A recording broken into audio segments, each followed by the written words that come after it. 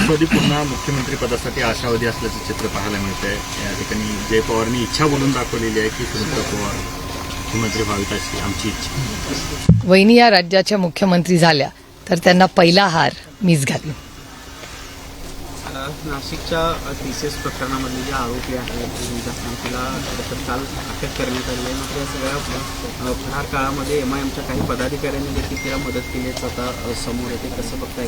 मला असं वाटतं ती इन्क्वायरी पूर्ण होऊ द्या। एकदा पूर्ण इन्क्वायरी झाली की आपल्याला नक्की कळेल। पण आज एक गोष्ट आपल्या सगळ्यांच्याच चॅनल वर्तमानपत्रातून जाणवते की महिलांवर होणारे अत्याचार, भ्रष्टाचार आणि परीक्षांमधला गोंधळ हा वाढत चाललाय। माझी महाराष्ट्राच्या माननीय मुख्यमंत्र्यांना विनम्र विनंती आहे की अतिशय गंभीर विषय आहेत। आम्ही असल्या गोष्टीत कधी राजकारण आणलं नाही आणि आणणारही नाही, कारण महिला सुरक्षितता आणि नागरिक सुरक्षितता ही कुठल्याही सरकारची नैतिक जबाबदारी असते। भ्रष्टाचार मुक्त भारत व्हावा जे स्वप्न माननीय मोदीजी सातत्याने बोलतात, पण त्या गोष्टी कुठे ना कुठे ह्या दिसत राहतात। माझी अपेक्षा आहे की महाराष्ट्राच्या माननीय मुख्यमंत्र्यांनी हे जे भ्रष्टाचाराचे आरोप प्रत्यारोप आज महाराष्ट्रात होत आहेत त्याच्यात कोणीही असेल तरी त्याला मदत करू नये।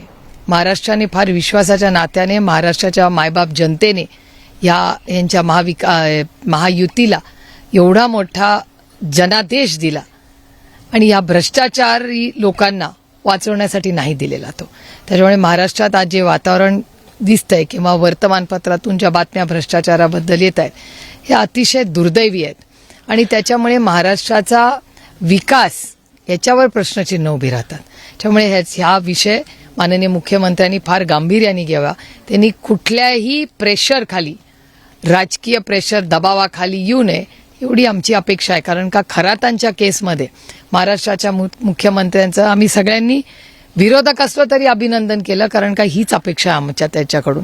राजकारण होत राहिलो पण ज्या गोष्टी चुकीच्या आहेत त्याच्यावर त्याला कुठेतरी थांबल्या पाहिजेत आणि खरात प्रकरणात अजून तरी कुठलाही राजकीय दबाववाला माननीय मुख्यमंत्री बळी पडलेले नाहीत। भ्रष्टाचाराच्या बाबतीतही महाराष्ट्राच्या माननीय मुख्यमंत्र्यांनी असंच करावं एवढीच आमची अपेक्षा आहे।